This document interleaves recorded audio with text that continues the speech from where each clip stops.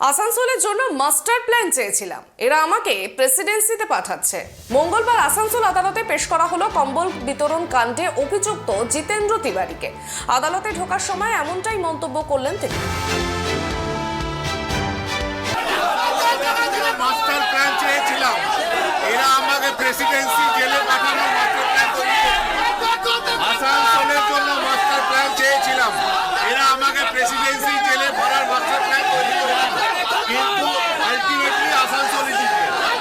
দেখুন, 18 তারিখের ঘটনাটা তো নাটকীয়ভাবে করা হলো, এটা করার দরকার ছিল না।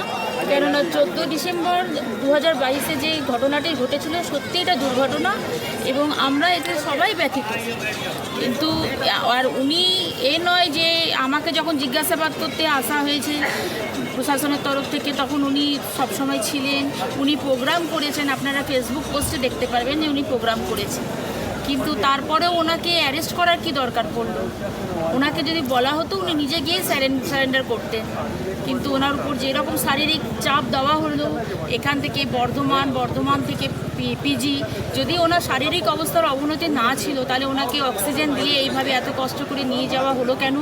এবং তারপরে ওনার ওই এত কষ্টের মধ্যে ওনাকে প্রেসিডেন্সি জেল থেকে নিয়ে এসে পিজিতে ট্রিটমেন্ট করা হচ্ছিল।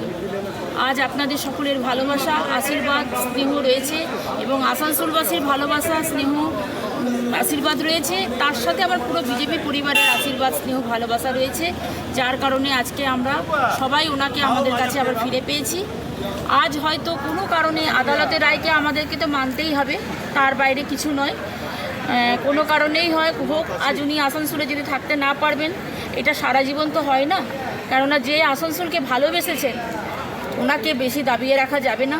উনি আসানসোলে আবার ফিরে আসবেন এবং সকল মানুষের পাশে এসে আবার যেভাবে উনি মানুষের পাশে ছিলেন এবং বঞ্চিত আসানসোলকে সাজানোর চেষ্টা করেছিলেন, আবার সেভাবেই সাজাবেন এবং ওনার পাশে আমিও সবসময় থাকবো, আমার পুরো পরিবার।